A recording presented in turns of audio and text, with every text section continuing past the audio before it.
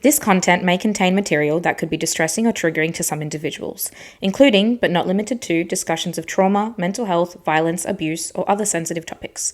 Please proceed with care.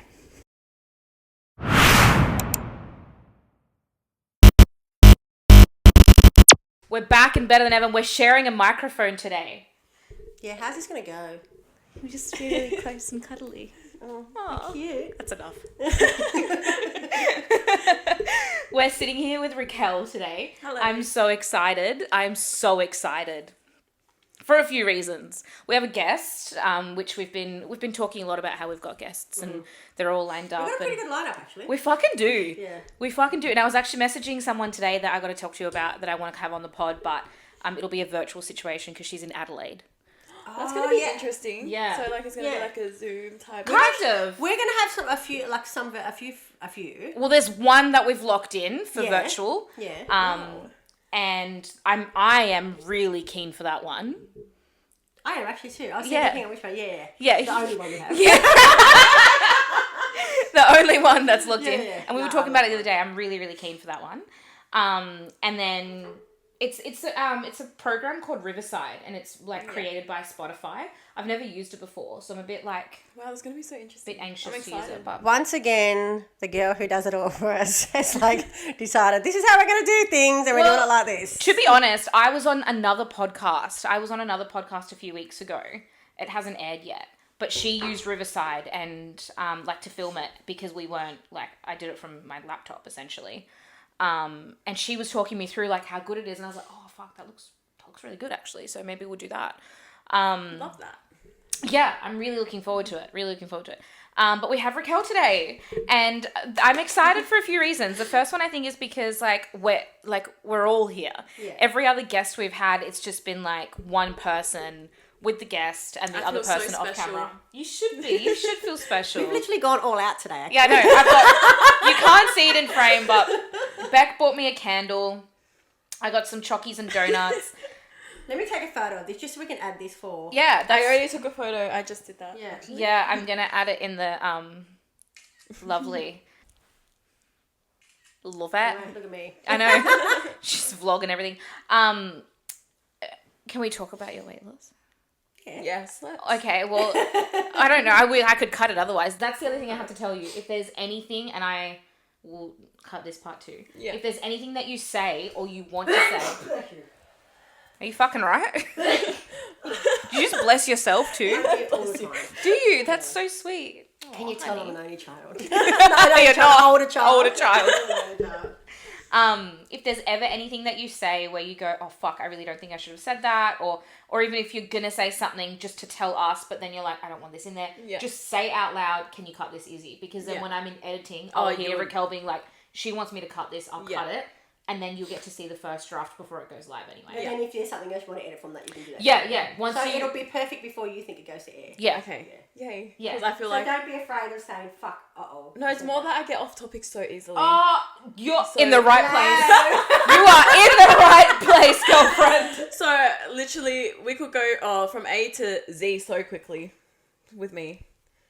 So we've gone from A to 1, 2, 3 and then back again. Fucking hell, I love that we looked at each other like, does she know who she's does she know who she's fucking sitting with? Yeah. I'm gonna have a donut once we start getting into this, but we're here. I wanted to we're here to talk about some really interesting things. Raquel, obviously we only have guests that are mums on the pod. So Raquel is a mum, and so I'm told, and by what I know, one of a very extraordinary mum. And I am so excited to learn about your motherhood journey. Tell us a little bit about you've had 2 pregnancies. Yeah. 2 kids. I'd love to learn a little bit more about your second pregnancy in particular. And what the end of your pregnancy was like, and your labor, and I understand it wasn't the best time. So no, not at all. Well, honestly, the pregnancy itself was actually fine. Everything was great. There was no issues. Nothing picked up in my pregnancy. Yeah, right. Actually, when I went in, the day I had him, I went in because I had decreased fetal movements. Me too. Yeah. Oh, really? Mm-hmm. Oh, wow. But to be fair, I think that my OB looked at me and was like, well, he's fine. He's moving. Yeah. Yeah. But you're fucking done with pregnancy, hey? And I was like, Yeah. yeah. So she's like, let's just write decreased fetal movements, induction. Yeah. Oh, wow. How Yeah. far along were you? A day before my due date. Same. Wow! Literally same. Cuckoo!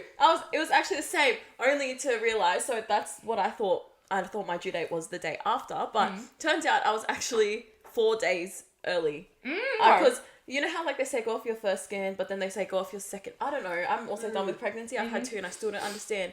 But then the midwife came in and she wrote, I don't even know my EDD anymore, different to what I thought. And then I was like, wait, so how far along am I? But then anyways, so I went in thinking I was due the day after. But anyways, I went in on the 27th of October for decreased fetal movements. And because I was already there, they like done everything. They said, oh, he's fine. The only thing is his heart rate kept dropping. But they said it wasn't anything alarming. So I was like fine with that. And then they said, did they want to break my waters? Like, was I fine with that? And I said, yeah, why not? Like, I'm excited, I guess. Yeah. I said, is there any risks or anything? And they said, no, we'll just get your labour going if that's what you're comfortable with. So then, yeah, we broke my waters. And then within 15 minutes, it all started happening. And then they started noticing that his heart rate was dropping and staying low. And then, so they said, could I try so I was laying on my left side, and then they said, could I try my right side? It went even lower. So then they're like, okay, get back to your left side. So I'm laying on my left side, but then, like, he stays stable. But then, again, he's going up and down, up and down. And then I kept saying to them, I said to them, is this concerning? Anyways, about 3... Can I just ask, sorry, did you go through a that's public fine. system? Yeah. Were you public? No. Oh, I wish I could have gone private. Yeah, Was it I a lot more fully. expensive? Oh yeah. Yeah. And I fully understand that it is a privilege and that not everyone can afford it, and it's not accessible to everyone. But for me, was the best experience. Yeah, no, I know private would be like the better experience, I guess. But honestly, I wish I could have afforded it. Yeah. But it is what it is. My first birth was fine. But So yeah, why would you think that going into the second one? Why would you then go? yeah. There's going to be a problem. Yeah. Like you just. Well, you think everything went fine the first time, so you're not concerned for the second time, and then suddenly And you are. look, to be fair, her mum's got she's got a few siblings, so a few. yeah, just a few. But I mean, in saying that, like, all her pregnancies have been fine. Yeah. She's gone through everything. Like everybody else. you don't know what Yeah. you don't know, Yeah. and like everything went fine. Everything's been fine. So why would you be concerned? No, literally. I think literally the only thing. So I have an elder son, who has level 3 autism. That was probably the only thing in my mind. Like, is my next one gonna have autism? You know what I mean? That was literally the only thing. Other than that, because it was my second time round, I knew what I was getting myself into. I was actually excited. I was excited to vlog it and like, you know, walk around, and when I'm in labor and like, I'm not labor. What is it? When I'm getting contractions, like, you know how they walk around. But then I missed out on all of that. Like I was stuck to the bed and I was busting to wee, and they even told me, can I hold it? And I was like, no, Like you can't. I can't hold it. Yeah. But then, so, because they said, because I worried about his heart rate. So I got up and I went toilet, and then I sat down, and then they go, that like, I hear a banging on the door, and she's like, are you okay? Get up. I need you to stand up. Because I was still connected to everything. Right. I was like, Yeah, and then I'm sense. like, and then like my mum opened the door, and she came in, and I was like, what's going on? They're like, his heart rate's too low, get back on the bed. And I'm like, oh, okay, is this not concerning at this point? And then I even said to mum, I was like, Mum, can they get him out of me? What's going on? Yeah. But they didn't. Like, Because I know that with Jermaine, when his heart rate dropped during Yeah. labour, admittedly I was a few days over, but Yeah. they quickly rushed me in for emergency cesarean because his heart rate dropped. Yeah. Not to the point where they thought it was severe. Yeah. But the fact But that it was was scary severe enough, to yeah. then get me Yeah. in for emergency cesarean. In saying that, another surgery had to go in before me. I was prepped ready to go, and then there was a priority surgery that Yeah. rushed in before me, so I then had to wait.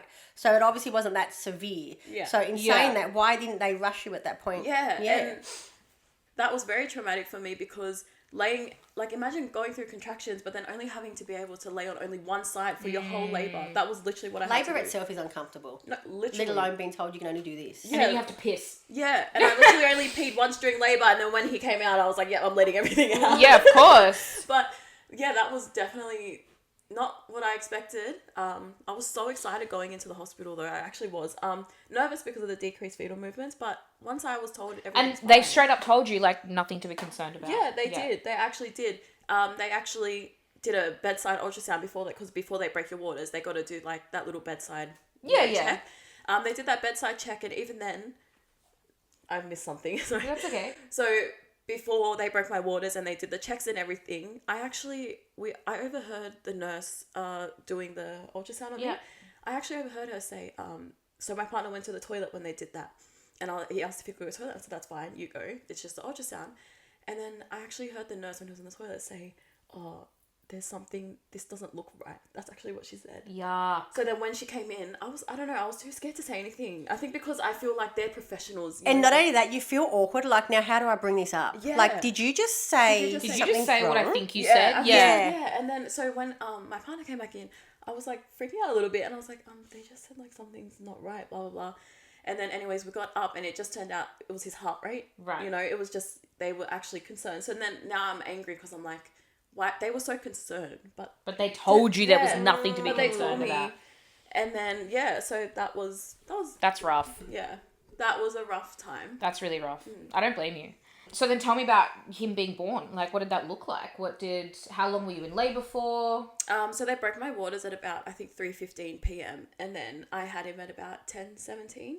Okay. Yeah, so to me, actually, when I'm giving birth, it honestly feels like the time flies for me. Yeah, I had a 27-hour labour and it felt like 20 minutes. Oh, really? So even though you're in pain and stuff, it feels like it goes so and fast. I was induced. I had...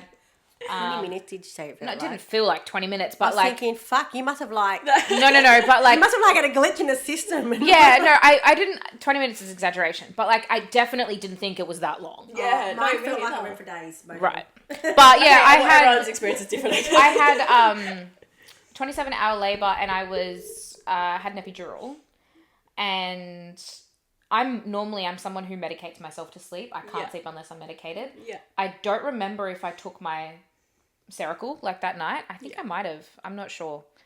But Taylor didn't sleep. I didn't sleep. Like, nobody slept in those 27 hours. And I remember like looking at the day and the time after he was born and being like, fuck, like that was really 27 hours. Yeah. Like, to me, it felt like max 10. Yeah. Like, really. Yeah. Anyway, sorry, continue. No, that's all right. No, well, that's how I felt, honestly. Yeah. Because he was born on a Sunday, but with everything that was happening, by the time I checked the days, I literally was never on my phone. By the time I checked the days, it was like Monday night, Tuesday. Yeah. And I'm like, whoa. Like, Yeah. even though it was only 48 hours, it just It flew. feels like, yeah. But, sorry, I forgot what we really asked. That's okay. He was born at 10 o'clock that night, 10-ish that night. Yeah, around 10-ish that night. And, like, obviously you went to the toilet, they rushed you to get back onto the bed. What happened then? Like... Well, from there, that's when they just put me back down. They said to stay on my left side. So once I came back from the toilet, I could literally only stay on my left side. That honestly killed me because I went numb. Like, your whole side goes numb, especially because the extra weight too. Like, from 100%. baby, 100%. But I just kept, sipping and on at that which happy point, gas. I did it too. And at which point did they say, okay, like now we got to start pushing? Well, that's another thing. I honestly feel like I was robbed of a really good birth experience. Oh fuck! Because I told them, so they told me I was only, I think I was only about 4 centimeters. Around when I needed to push. And then I said to my mum, Mum, I need a push. So then they call in the doctors. They say, okay. So you felt the need to push? I think 8 centimeters. Okay, but you felt the need. Yeah, I felt the need to push, right? I good. literally felt it. I remember from the first time. I know what I'm feeling. Yeah. And then so Mum called them in. They said, no, you're still 8 centimeters. You're fine. Literally, well, I said it was like 2 minutes later, but my mum and partner say it was actually about 15 minutes later. Okay. Or something. But then, again, they came and they, like I said, Mum, I actually need to push. And they came and then the nurse, before they even checked me, they said, you're still 8 centimeters, blah, blah, blah. I'm like, no, I'm pushing. And then I like threw my legs up and I started pushing and then out he comes. Like, so I was annoyed at that. And I said, like, I remember. No one took you seriously. Yeah, no one took me seriously. So I actually remember, I was still on the happy gas, but I remember turning to my mum and saying, why didn't anyone believe me? I was like, I don't blame happy because you don't feel seen or heard. Like, you're like, I know my body.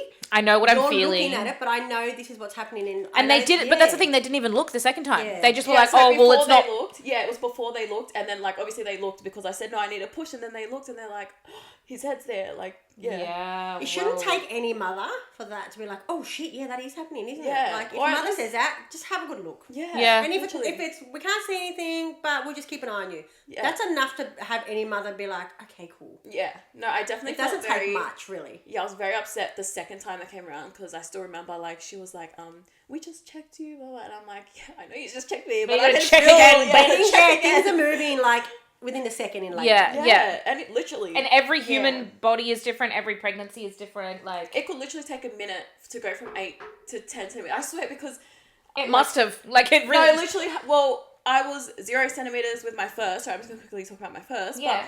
But I was 0 centimeters, and then my mum said to my partner, he had footy training that night, and he's like, "Should I go?" And then I was like, "No, he's staying." And the mum's like, "Go." She's not even dilated. You know what I mean?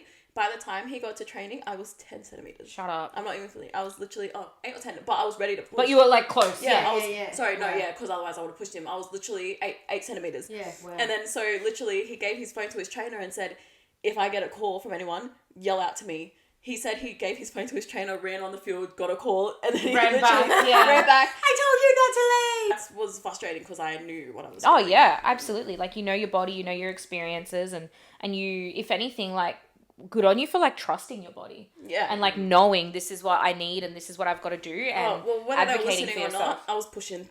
Yeah, So yeah. someone has to be there to catch him. So what? Yeah. What stands out the most, like when you think back to like his birth, and what stands out the most? Is it like the moment he was placed on your chest, or is it or that moment where you were like, no, I need to push now, bitch. Like, listen to me. I definitely think there's two moments. Okay. One was definitely the toilet. That actually scarred me. When Really? Yeah. When I went to go sit down, and then like Like, it just hurry scared the me. fuck back up, It yeah. also scared me. I'm like, is he? You know, what's something going on? horrible, There's something yeah. horrible going on. Like the way she knocked on the door was really scary. Like Yeah. it was like a bang. That And definitely God stands forbid a out. girl take a piss. Oh, for But real. also your body's in fight mode. Yeah. Like Yeah. fight mode, survival mode. So Yeah. anything else is just layered. Like that. No, Then I literally. feel like that becomes trauma. Yeah. It's literally traumatic. Yeah. I actually often think about that. Yeah.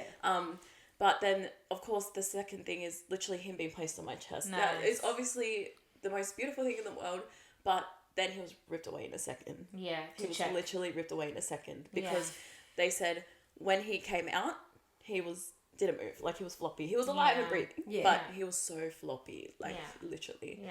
So that hurt because he was on me and I was so excited. I was actually crying ugly tears of joy. Of course you do, right? Yeah, and then straight away, and then I remember sitting up, and they told me to lay down so that they can, do what they have Clean to do. you up and me whatever. up. And then I look like over to the side, and then I see him getting wheeled away with my partner, and I'm like, where are they going? Like, Yeah. And so I didn't even really get to have that little moment that you're meant to have Yeah. after you give birth. You know what I mean? That's really And that's horrible. important, those first few Yeah. seconds. I Oh, think. for sure. I think a lot of people are like, I know someone, we both know someone, you don't know who I'm talking about, but I'll tell you later, who I'm had like, Yeah, Mm-hmm. it's nutty. we know someone who had a very similar experience, Yeah. emergency C-section, and then had to have her baby wheeled away from her, and then was like, what the fuck? Like, it's, yeah. And that doesn't make you less of a mum. It just means that, unfortunately, I don't want to say that they did the wrong thing, because obviously their concern is making sure that he was okay. Yeah. But it is just unfortunate that it happens that way. Oh no, for sure. You I just know? wish they could stitch me up as I'm wheeling with him. You know Yeah, what I mean? Like, why yeah. can't they work on the job? Like, Yeah, so that's so over true. No, yeah, you're so right. So how long was it before you got to see him again when they took him away? I don't even know actually. I don't think it was too long. So he was born at about 10:27, and then I remember checking my phone when I got up there, and it was almost midnight. Okay. So because Mum showered me after. Taylor showered me.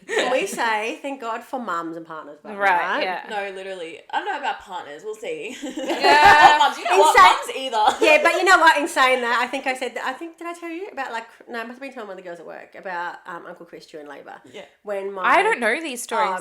So my water had broken very slowly with Georgia. Yeah. My younger sister Simone. At Yeah. the time, she didn't have any kids. Yeah, I was yeah. like, you can come into the labour room because I had my mum and Chris. Yeah. My mum was just looking so concerned the whole time. I'm like, well, you're fucked because there's no safety net with you. I'm looking at you for like a safe Was she there for Jermaine's birth? Yeah. So why was she panicking about the second one? She always panicked with the kids. Oh, She's right. useless for that part. And then, Bless your soul, Carol, but you so suck. my mucus plug was like slowly leaking for like 24 hours. I could literally only lie sideways Yeah. because it just feels like you're just constantly wetting yourself. Yeah. And then as I'm in the labour room and they got the contraction thing on me because she's like, you can't have a bath, can't do this, but like obviously your contractions are starting. So imagine like all this mucus is in your vag, right? And it's just slowly coming out, but you can feel it. But you know when you're like, you know you've got to pull it. Yeah. So I'm there, and then the nurse is like wiping me every time I got to go to the toilet. And then my sister said, do you want me to do it? And she's like, oh, if she wanted to. I was like, yeah, my sister can do it. It's fine. My sister, who had no kids at the time, and I didn't even have to tell her. She just got in there, she gets gloves on. Simone is one in a million. Puts her hands right in my vagina, like without being gross, and just scoops the mucus away. Like I could feel it coming out, and I'm like, cool, we're ready to lay back down, ready to go again if I need to. She then says halfway through, I'm just going to go out for a quick smoke. I'm like, yeah, cool. And I go to Chris, I've got to go to the toilet again. So Chris is like, oh, okay then. He's like wiping me, but just say like, this is my vag and the mucus. He's just like, I'm like, I could feel that it was just surfacing it. And I'm like, you have to grab the mucus. You have to scoop. Like, get your hand in there and grab it. Oh my gosh, how did you And then he's like, and I said, get your fucking hand in there and grab it. That's and so funny. My stomach's out here. I've got wires all over me. So I That's can't exactly hilarious. get my his hand brother under. wouldn't do that for mum. And then he's like, oh. And I said, fuck off. And the nurse was like, where's Simone? Where's Simone?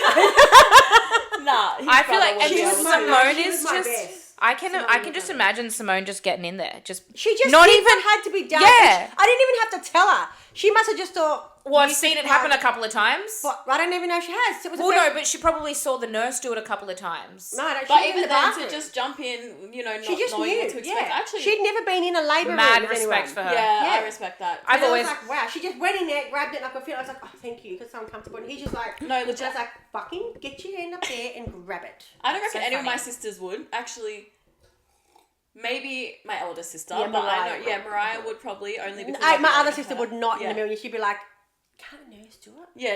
Like it would That's be what the they're here for. last option. Yeah. But Simone just like want me to do it because she could see I was like, because I wouldn't tell the nurse, get your fucking hand up there. But I would definitely tell my sister. Yeah. She didn't. But yeah, Simone's like, do you want me to do it? She just picks up on social settings very quickly. Where my other sister would be like, I know she's awkward, but I'm actually not putting my hand up because then I'm going to have to action it.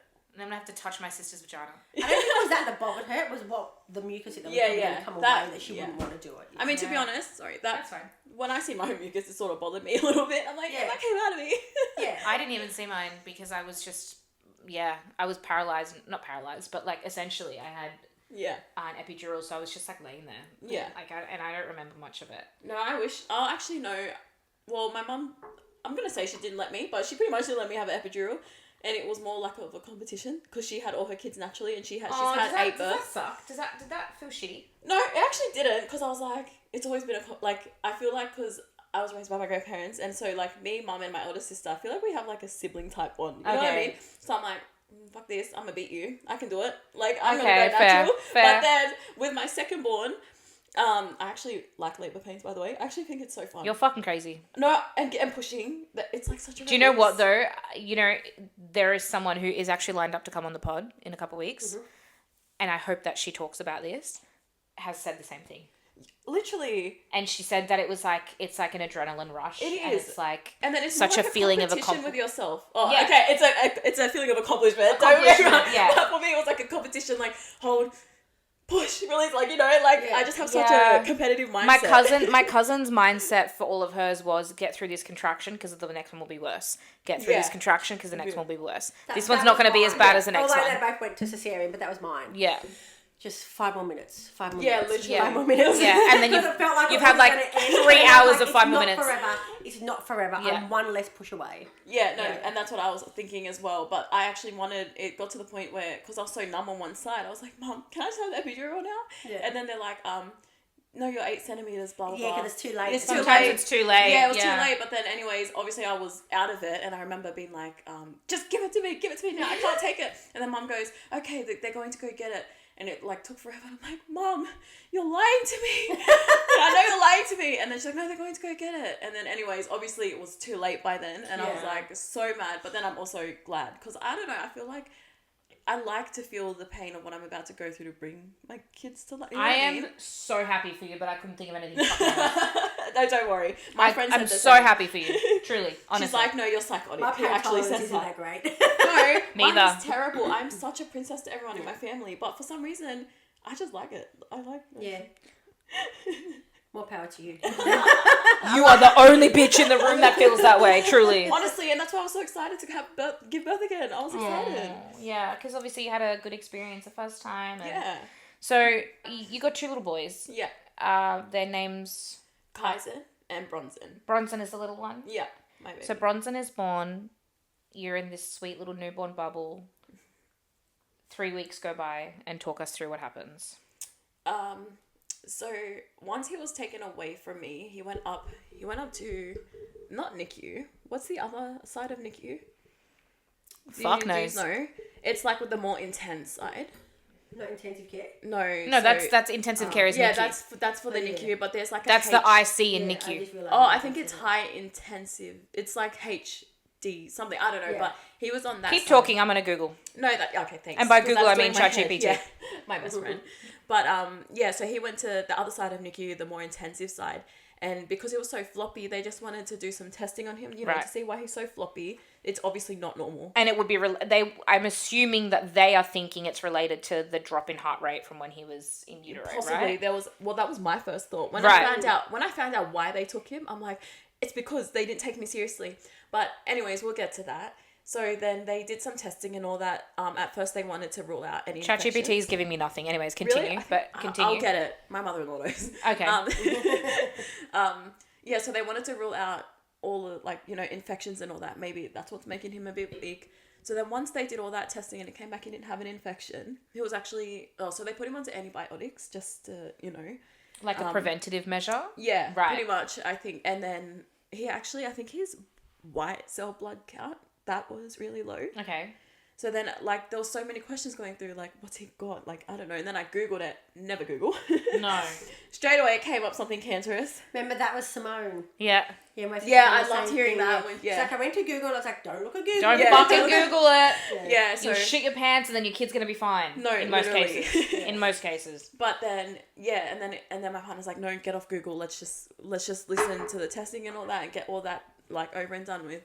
But then when it came back that, he had no infections, it raised an alarm because they were like, okay, if there's no infections, then what's going on? Why is he floppy? An infection, I think, is shit for a newborn, but we know how to treat it. We know how to get to the other side of it. There you go. Whereas So there's a part of it is I wish that it was. Wish it was an infection. Because I know what we're dealing with, 1,000%. but when it's not, where do we go from here? Yeah, that's right. 1,000%. And I'll probably get into that more because that's something I actually was hoping. It sounds terrible, but... Yeah, it doesn't sound terrible. Hoping. No, it doesn't, because like I said, if you've got an infection, you know how to treat it, you know how to look on the other side of that. But when you then have more question marks that don't have answers, then what? For sure. It becomes worrying. Yeah. So then they came to us. So he was actually in there for not long at all. I think it was only the night. And then he ended up going over to NICU. But they came to us and asked what we thought about them doing some genetic testing on him just to see. And then I was like... Is that also the heel prick or not really? No. Extra? The heel prick comes up with that. But what made them want to do genetic? So they must have known something to think, let's do genetic testing, because they never done genetic testing on Khadijah. They really? got it from the heel prick test. Yeah. Which had her stuff in it. So for them to say, let's do genetic testing, I wonder if there was something where did they go? This something doesn't look right. You know what? I actually didn't ask that. I just said, you know what, if that's what you think is the next step. Of course, because in that moment, do what you need to do. do or what maybe you did ask, but also newborn haze, that newborn haze is fucked. For sure. Yeah. Imagine newborn and then worry on top of it. And then also being in the NICU. And then so then they did genetic testing. And all the time, your eldest is being taken care of by family. Oh yeah, by my mother and father-in-law, who I could not have gotten through that without. Yeah, bless them. And then also my partner. So that's also what sucked. Yeah. Because him having his autism, he needs me or his dad around. He needs to have routine. He needs a safe person. Familiar face. And then also my in-laws work as well. So it was definitely the shittiest time. And also, he's never had his mum be away for so long. No. Yeah. I'm just imagining, when other time would you have to be away from him? Yeah, that's right. For so long. And everybody around... With autism, they also pick up a lot of changes. As much for as sure. They hate he didn't it. even like my siblings for a while because he never seen them as much. You know what I mean? Then he becomes more familiar. But so it was good that he had school Wednesday to Friday at least. But I definitely and that's still his routine. Yeah, for sure. I think I'd wake up. I'd set my alarm for 6, so then I could get there by 7, and then I'd leave 8 at night. You know, when he's going to bed. And then, sorry, what'd you ask me? That's okay. Oh, no, yeah, they went to then genetic testing. Oh, yeah. So then I don't remember a lot. So I'm so sorry. I No, hope I can give as much you're not information. wired to remember because you would just... It's a bit traumatic, hell. Yeah. I hate it because, they actually told me to start writing things, but then it was too much to even write things. Yeah. I'm like, I don't want to write them. I don't want to remember this, but then I wish I did. But yeah, so they said they'll do some genetic testing. They said the genetic testing, it gets sent to like Melbourne, so it might take about 2-3 weeks. So I think they did that within the first week, obviously, of his life, about 4 days old maybe. Okay. But then when they said it could take 2 to 3 weeks, I was dreading it because I didn't know how long. That's a long time to wait. I'm actually wondering now you said that if this is from the heel, if they did, because they do the heel prick test within like so many hours of birth, right? No. Yeah. Oh, they did my kid straight in the hospital. Oh, Austin's heel prick test was done on day 4 or 5. Oh, my kid yeah, actually. And fucking Khadijah's was done when she was at home. Remember that? Yeah, true. I remember hearing that. So I was thinking, I wonder if maybe I they don't know if picked up that was something. done and something was done. They're like, let's move on. Wait, is that from just here. a little blood test? That every Yeah. baby has it. Yeah. The heel So prick they test. prick baby's heel. Yeah, And they yeah. put it on blood that out. little card. Yeah. He actually had multiple of those. Yeah, right. Yeah. Come to think about it, I've just got goosebumps. I wonder if that sparked something. Yeah. And now Possibly. that's what, because why would you then go, the baby's floppy, let's get genetic testing? I'm sure that's not the only reason to get genetic testing if your baby's floppy. Well, then I thought like I wonder if something from that has sparked that now. possibly, and then I also thought if they're doing genetic testing, obviously maybe having a floppy baby is not as common. So then that's what I was thinking. Oh, look, it definitely wouldn't be common, Yeah. but I wonder where that sparked. Yeah. What sparked and it's that. so fine and it's so valid Yeah. that you don't fully remember because, like, Yeah. newborn haze is already fucking crazy. Then you add the extra stress I of feel like the first caring year for of babies' lives. fully, crazy. actually, that part. You're so fucking right for that. You're real for that. Fighting for your survival part. to bring a life in. That part. Get your shit together in the first 24 hours because guess what? You've now got to look after a baby. Yeah. Yeah, not just for that And one you've got year to remember everything. Fully. Fuck that and then shit. you're still stressing about your little one at home who is like level 3 no. autistic and Yeah. no. I'm like, it is surprised so you remember valid. what you have, to be honest. Pardon? I'm surprised you remembered what you've, like what you Yeah, do. what you have Sort of, remembered. well, because I was so nervous coming on here, I'm trying for the last week. I'm like trying to go down, recall through the event. of recall everything. everything. And I'm like, damn, I should have written everything down. But yeah, so then they did the genetic testing, and then like literally 2 days went by, and I'm like, is there anything pending yet? Anything pending? No, still not yet. The next day, anything pending yet? And in this time, is he still in the NICU? He's still in the NICU. Yes. Have you began to consider, or have you started breastfeeding? Are you formula feeding? Is he still floppy? Like, what's the situation? Completely floppy, 100% floppy. I was so scared to even hold him. I was scared to hold my own newborn, but him, so much worse. It just felt like you were picking up, I don't even know, like a piece of paper, a leaf. Wow. He was so floppy, so incredibly floppy. But yeah, he was So, still like, in the sleeping NICU. all the time? Pretty much. Like, yeah, he was very sleepy. But then I did breastfeed for a little bit. Because they said that they must have had like an idea roughly of the condition, because the nurses kept saying like breastfeed, but they also said that breastfeeding would make him stronger, just like it would any baby, I guess. Yeah. But to get his mouth muscles moving a lot. Yeah, like physically stronger, Yeah. not like not the breast milk being stronger on his body or anything. Yeah. It's the actual like movement of his mouth. Yeah. Because they have to work harder to breastfeed rather than getting it from a bottle. So yeah, that makes sense as to why they said that. Yeah, Yeah. because actually there is a word that they were using once he was like a couple hours old, and they realized like how floppy he is. They called him hypertonic. Have you heard of that before? Nope, but I'm gonna Google Yeah, it. What is that? hypertonia, so low muscle tone. It doesn't just Ah. relate to his condition. Lots of kids have it. Kids could have it at birth because of an infection, but then they Ah. overcome Oh, it. okay. You know what I mean? So Yeah. it's not just with his condition. But yeah, they said it was hypertonic, and because the nurses knew from the notes it was hypertonic, they were really encouraging breastfeeding. Yeah, right. Yeah. You got it? I'm ChatGPTing. So there's hypertonic Oh, and then and there's hypertonic. hypotonic. Oh. And hypotonic is low muscle tone. Yeah. Oh, see, I don't even know. Hypertonic is too much muscle tone. Yeah. Oh, so I okay, guess yeah. when you're looking like when you got a newborn walking around looking like Arnold Schwarzenegger, they're Yeah, hypertonic. yeah. Wow. Wait, so what's No. mine again? Sorry? Hypotonic. Yeah. Which is the same as like when you're diabetic, you've got a hypo blood sugar when you have low blood sugar. Yeah. Well, yeah, that was pretty much. So that's why I started breastfeeding, but I actually really wanted to breastfeed this time. I did it with my first, I Okay. think, because I never seen it. My mum didn't breastfeed with any of us. So I Right. just looked at it as that was the norms. And I was like, why would I want a baby connected to me all the time when I'm going to hold him all the time? Yeah. But then I actually was like, it's You so wanna beautiful. try it? Yeah, you and wanna give it a crack. I actually fell in love with it. I thought it was like the best thing ever. Just good. walk around, flop him Yeah. on there. But then he didn't really take to it. So he was automatically put in with a So apart from the fact that his body was flopping the muscles, Yeah. there was nothing else to you that indicated there could be anything else wrong here. No, nothing. Absolutely nothing. And especially because the pregnancy was fine, there was nothing picked up at all.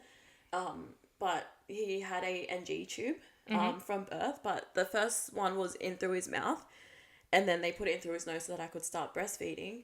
But then he didn't even take, he had a bottle like his second day, I think. And like it was encouraging because apparently he had like quite a bit of it. Like I don't remember how many mils. more than he probably was expected to have. Yeah. And then so the nurse was really excited to tell me that, and then so I was like, okay, maybe we could try the bottle because then he wasn't like taking too well to the breast. And then so we tried the bottle and like he was getting nowhere. Then we were trying the breast before every tube feed. We would do the breast just to see how he went, and he was like getting like nowhere with breastfeeding. So then I stopped, but then I was like, stop this. I was Googling, I know you shouldn't, but this was something I felt like I could Google. Yeah. Yeah. Like to find power in, maybe. Yeah, and some advice, not advice, Like hope. Knowledge, that's Yeah. it. Because I was like, okay, I suppose in this situation when everything else is out of your control, this is probably the one thing you can control. Yeah, What exactly. can I do to make make him things better? Exactly. Yeah. And Like that's what I that's did the do. one thing you can control. If If you're you still- to look for answers or hope or knowledge. Yeah, and if And- you're still waiting for these test results that are fucking And freaking you we're out, very big what on is knowledge is power. knowledge right? is power? So if there is something you can do while you're waiting fucking there stressing and watching your floppy baby, Yeah. trying to get these fucking results come quicker, there's nothing else you can do, but you can try your best at working on this. Or Yeah. give yourself some solutions. Correct. No, Right. exactly. Yeah. And so I guess I was Googling like what can help with my baby's low muscle tone, and they said like breastfeeding. So then I actually stopped. I froze literally I did the freeze bags and all that, and then I went back to the breastfeeding what's that Lactation person? consultant? Lactation consultant. Yeah. I had the best lactation So consultant in did the world. I, yeah. And then I Wait, who'd you have? Haley. Oh, no. I had an actual, I think she's also private, but Yeah. amazing. I recommend her to anyone. Yeah. Anyways, continue. It's so good having a good support system. Fucking like, oath. you know what I mean? Yeah. But yeah, especially when I had no knowledge of breastfeeding either. But then Especially, because you hadn't done it the first time. yeah, so. no. And then I went to her and I was like, hi, I'm so sorry to annoy you. And she's like, never annoying. And I was like, I actually want to start breastfeeding again. And she's like, has your milk supply dropped or slowed down? I was like, it's almost stopped already. And then she's like, okay, we can still do this. We can still turn this around. There is still time. Yeah. And you can didn't turn it know around. that. Yeah, you Yeah, can. you can. okay. It just... I still get milk and Austin's too. If Are I you squeeze hard enough, breastfeeding though? no. Okay, good. I so stopped that's breastfeeding. normal. I stopped breastfeeding when Austin was 10 weeks old. But you're still getting it. Yeah, If I squeeze was hard enough- full. You know you can make money off this shit. Yes, Oh. I did see that. Why are you not getting onto this train? In the shower, when it's warm on my yiddies, if I squeeze hard enough, I get a little bit come out. And if that means that if I keep at it, if I was to you can pump, get her milk supply I can get my going milk in. back. I don't No, want to because I literally. had the worst breastfeeding journey and I had really like a lot of medical conditions that would stick around. Like I'd still have them. Any future baby we have, I'm never going to breastfeed ever again because I can't do that for my physical health or my mental health Wow. personally. But it's there. Yeah. Wow. Yeah. that's amazing. Austin turned 2 in April.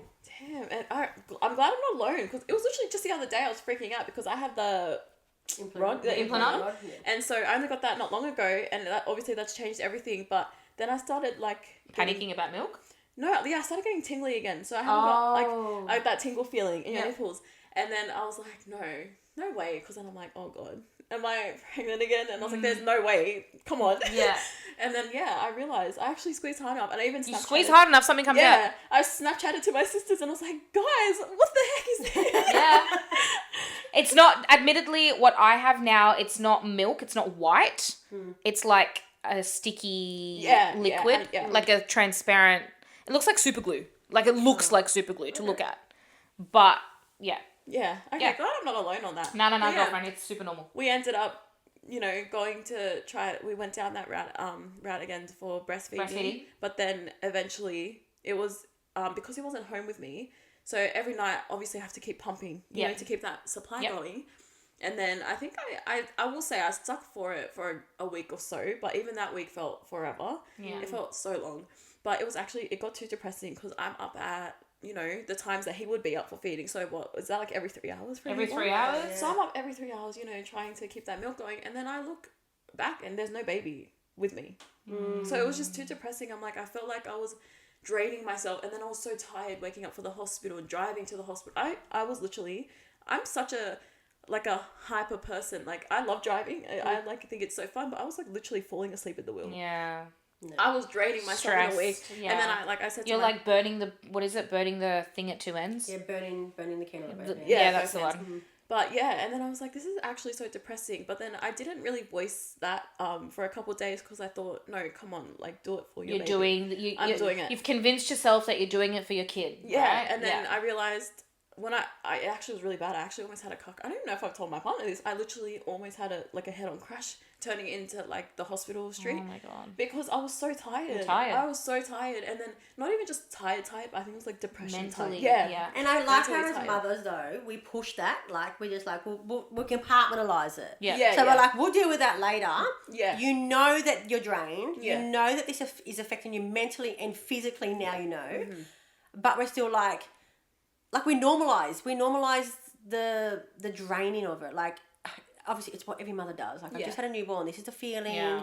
My mum's had more kids. I've already had a kid. There's plenty of other women out there. We probably just never talk about it, but I'm sure everybody's feeling the same. Yeah. Like, and we never say anything. That so for is you true. to, and That's I've very done true. that before. I've said to you, Uh-huh. I think Chris Every mum's knows. done it, yeah. But the fact that you didn't even tell your partner, because we're like, that's just what we do.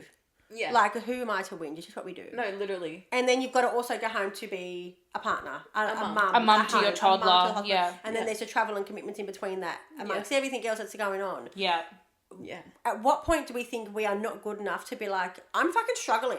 Yeah. No, To the nurses, and the nurses would have went, let me try and organise some support for you. You're not the only mum. Like, other mums would have said it had they dug a bit more deeper. But at what point do we think it's okay to just keep going to the point where we're almost going to have a fucking head-on crash? You're right. Literally. Like, no, and I say that now because I'm looking back, like, there's been plenty of times where I could have went, fuck, I'm drowning. I'm struggling, yeah. But at what point do we let it get to that point? So Yeah. I think for me, and I guess for you girls too, with our kids, me having a daughter, I would absolutely be at that first time, like, you tell me when you're fucking struggling. Yeah. Oh no, for sure. Yeah. I would not want my kids to do that either.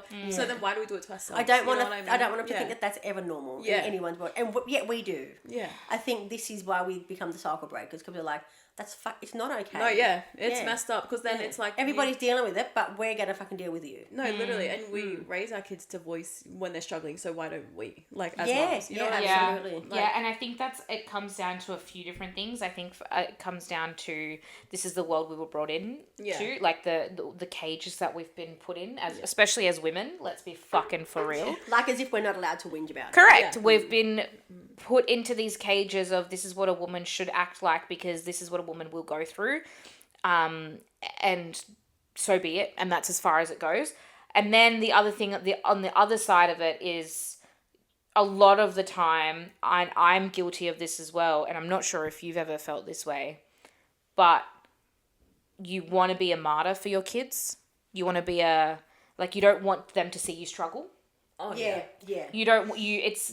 But I've seen my mum do that. I've quite rarely seen my mum struggle, but I'm sure there was a time when she absolutely went, I don't want my kids to see this. But I'm like, they see more than you think they do. Yeah. Yes. They see more than they And you think would have you seen it with do. your mum, you would have And seen it with your parents at 100%. any time. They would have thought, they don't know a thing. And you would have went, No, I see I've seen it everything. all. Yeah. And not only that, but like if the kids are gonna see it anyway, they may as well see you do it healthily, which is by admitting I'm struggling a bit, I need some help. Yeah, rather for than sure. crying on your own. because your kids do what you do, not what you yeah. say. Yeah. It's very much monkey see, monkey do. So Yeah, that's so true. yeah. That's so true. I think now that struggling in life is inevitable. You're always going to have pain. You're always for going to have a sure. hard time. Not always, but there is going to be hard things in life that you can't avoid. You cannot you avoid. can't tell me someone's gone through life easily. No, You know what I mean? 100%. There's No way. And like, I think that if you're going to go through those things anyway, you may as well, especially if you're a parent, you may as well go through them admitting sometimes I have shit days. Oh, yeah. Sometimes I have a shit 5 minutes. And in those shit 5 minutes, I need some help. Because admitting it, again, is going to show your kids, it's going to demonstrate that ability to ask for help. Because asking for help isn't a sign of weakness. Like, it is not a it's sign not. of weakness. It's a sign of strength. Yeah. And like, I would rather my kid see me go. I would rather my kid walk in on me calling Bec, and like I did this Having a week, breakdown, being yeah. like, Bec, I'm having a fucking mental breakdown this week, and I Yeah. can't move. I would rather that happen than him just see me have a mental breakdown on the couch and not move. No, for sure. I agree. 100%. You know what I mean? Because at least he is seeing me voice how I feel with someone I trust. Leaning on someone, Knowing that there's a person to call, and also then him eventually, he's only 2, he doesn't get it, but then him eventually seeing that people show up for me, that Auntie Bec is going to show up for mum. Yeah. Do you know what I mean? Like, and that way in turn, eventually he can even one day, he can be like, well, that means I can call Auntie Bec. Yeah, for sure. Or I need to get myself someone. Or I need to get myself someone like Auntie Bec. Yeah. Do you know what I mean? And then he knows what a healthy example looks Correct. like. He knows what a healthy example looks like. He's not leaning on people who are not showing up for him. He's going to think back to that one time that Bec showed up for mum and be like, well, I need someone that can do that for me. Yeah. Or again, like I said, call Bec himself. Do you know what I mean? Yeah. Like, I love that. Yeah. yeah. That's so Anyways, true. we got on a long tangent about that. But back to, you overnight waking up to pump. Yeah, so I ended up, like, after a couple of days, because I would say, like, I'm struggling, blah, blah, blah, but I never actually told him the effect it was actually having on me. And then, like, he was so supportive of it. Obviously, like I said to him, I know this is what it's saying is best for the baby right now, but honestly, I don't even know if I'll be able to make it to the hospital alive with the way I'm going. Like, I was so dead. And then he said... And not going for a day just to get your shit together again was never an option. No. No. Every mother would have done the same thing. Yeah. And then, when I told him, he said, do what you have to do. He's like, we will figure it out. Like, you know, he's going to be okay. Like, you're going to be okay. Just, stop if you have to. So, and then you got the results back. Yeah. So he was about, I think it was actually about 2.5 weeks. And then we actually had a meeting before they did the genetic testing just to, you know, say, like, if things come back, you know, bad. Like negative, just prepare for yourselves. Like, it'll be like a little meeting or whatever, and then, like, if things are good, still a meeting, but, you know, just always prepare. But when they gave you this meeting, what was like the worst, like not the worst thing, but what we think like, okay, yeah, like You know what, I honestly don't know. I literally, to be honest, I actually, like, with my partner's job, he can't get a lot of time off, and he's it's not really flexible for him to, like, swap shifts and all that stuff. So I was really lucky to have him for these meetings, because when I would sit in there, this is me. Really, I'm not taking in anything. We would walk out of it even when the nurse would come in just to talk to us, I'd be like, what'd you say? The fuck just happened? Yeah, what did I miss? Yeah. Like, what did like, you feel like you're in a haze? Yeah, no, literally, every single day. And then... You're freshly postpartum. They're speaking to you in I'm imagining, big medical jargon. Oh, yes. At the end of the day, you're in this postpartum haze. You probably do, and it's not on you. A lot of people don't understand medical jargon. No, for sure. Right? And all that's on your mind is my floppy never be baby's like, over there in the other room. We never also be like, can you break that down? Because you never want to look stupid. Like a fucking idiot. Yeah. So we ended up... No, so the big meeting we had was with the nun. And it was actually offering us, like, support and all that. I guess What, sorry? The nun. Oh, so the nursing unit manager. Okay, thanks. Sorry. See, I break it down for you. Break it down for me, please. I'm like, the nun. Hey, Did you know what that was? No. I didn't either. When they She was kept saying talking the about nun. it like we did, so I was like, We did the same thing. I'm her in the meeting. Yep. Oh, yep, the nun. Yeah. Yep, all right. Well, I didn't know either. So anyways, it was the... Fuck, that's funny. I'm sorry. No, that's right. Here And we then- are like, we should never make ourselves feel stupid, and we're both like, Yeah. guys, don't be a hypocrite of yourselves. Alright. No, but yeah, so then I can't even remember if it was my mother-in-law in there or my mum, but I'm gonna say my mother-in-law. You had one motherly figure in there for sure. Definitely. Don't know which. Actually, that's crazy. I can't even remember. But so we had the mum and the motherly figure that we will find out soon. Me and my We're gonna call him like, hey, were you in there? no. And then me and my partner, and then I think there was a social worker. Okay. Support worker or whatever. And then they were just pretty much saying, like, you know, prepare for the worst or whatever. But then I didn't even think back then. Obviously, they figured there was something. I was thinking, looking back now, do you think they knew something? They knew something serious was happening. They had to be. But then when you ask, they just say, like, oh, it's looking good. Because they probably don't have confirmation. So in Yeah. the medical So world, they can't assume. Yeah. And they can't say maybe, because you could actually sue them. for Yeah. saying, Yeah. You told me it was this. Because all you're going to Exactly. get from that is, we think it might be, you told me it was that. Yeah. No, we didn't. No, we said we think. Yeah. But you can't use that jargon. Well, in my medical stepmom, world. It's a very fine line, Yeah, isn't it? it's Yeah. such a grey area. Well, my stepmom, my bonus mum, her sister's a nurse, and like when I would I was venting to her one day about like, oh, they lied to me, blah blah. She's a nurse, is she? Yeah, so she worked in the PN, I'm pretty sure, and then she went over to like I think the psychiatric opposite.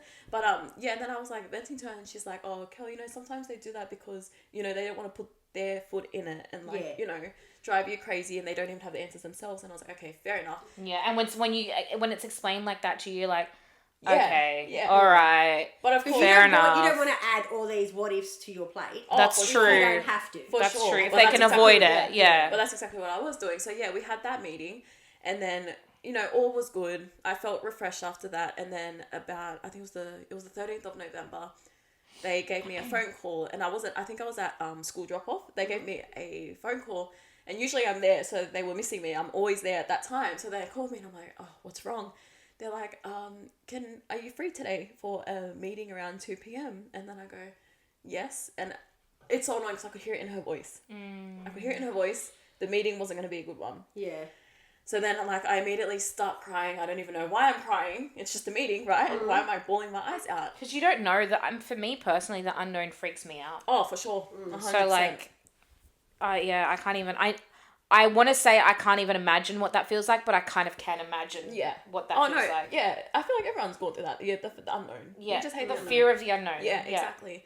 And then, so I called my partner and I was like, all right, we have a meeting at 2 p.m. today. And then... Crazy that you even remember the time.